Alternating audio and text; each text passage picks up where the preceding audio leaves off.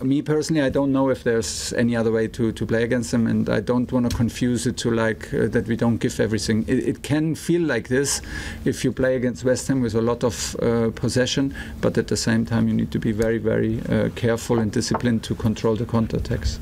Nick. You said also about Tony that you need to find another solution. Will you be in a position to recruit somebody with similar caliber as a replacement, do you think? Or? Well, in the moment not, because of the sanctions, and even if hopefully the sanctions will be the past, even then it will be incredibly difficult, because Tony is what he is. He's a big personality. He's a big leader, and he is he gives he takes fear away from other people. He gives you confidence when he's next to you, and he played like between 50-60 matches over 90 minutes on an incredible level of consistency. So.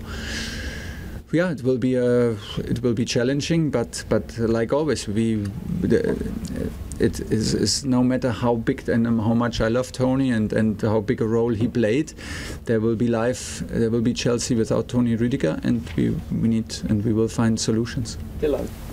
Thomas, just following on from that, I think you said briefly to TV, just wondering if you could expand just how hard you tried to persuade him that you sort of laid down in front of the street.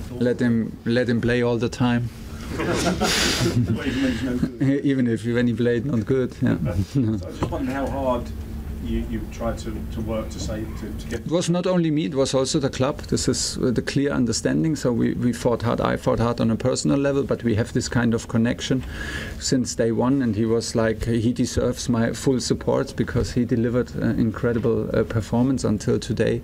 It was so reliable. So it was a give and take, and I know that he is very well aware of it. And I'm just happy that I had the chance to coach him and the chance to have him in the team, because he was nothing else but brilliant until today, and the club did as well. We had offers, we had big offers for him, and the club tried everything, but since some weeks we cannot fight anymore because we have the sanctions. We cannot adjust, we cannot continue. So yeah, it is what it is. Just quickly, Andy, if everyone's going to get going. What is the injury he's got? And also I just want to ask you about the penalty as well, Jorginho's penalty, which.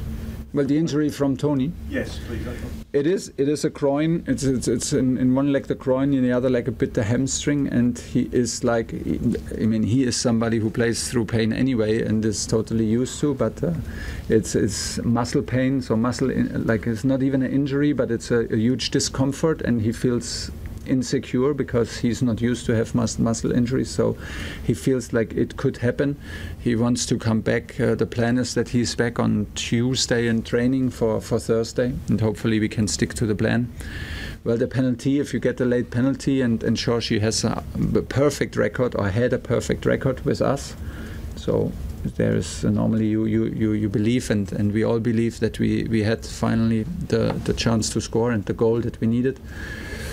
You know, he has a certain style of shooting, and I got the question just before, when he scores, what he did on 100% level, it looks unbelievable cool and calm and composed. When he misses a penalty, it looks like, oh, could he have done better? But it is his style, and he is right to stick to it. So he's very, very upset with himself and very happy that Puli turned things around for us late. Okay, we've got time for two more. Tom, and then James Benz to finish. Tom.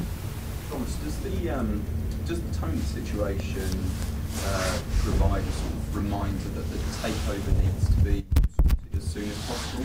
Plan for summer, knowing what you can spend, what you can do. Yeah, would be ideal, but it's even if we wish for, I think you cannot pull grass that it grows faster. It's like we wish for it, but we have to deal with what the reality is, and the reality is in the moment that sanctions are still in place. The situation is not cleared for next season, so we try, like what we tried during the last weeks, to focus on what we can influence, and this will be the next match.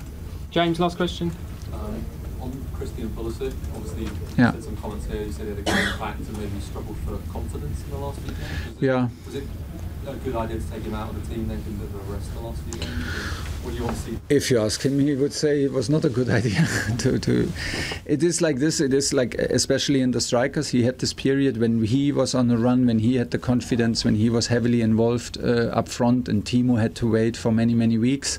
Now things turned around a little bit from the Southampton game, and Puli struggled a little bit since he came back from national break, where he had, I think, like 3 matches and an incredible amount of journeys and time zones to cope with. From there, he struggled a bit energy-wise. That was my impression on and off the pitch. So it's sometimes like this. So now we tried to bring him back in full confidence from the bench, and I'm happy with the effort today, and I'm very happy that he had the chance to have this huge of an impact together with Romelu and Hakim, and this is super important. Great, got to go there. Thanks everyone.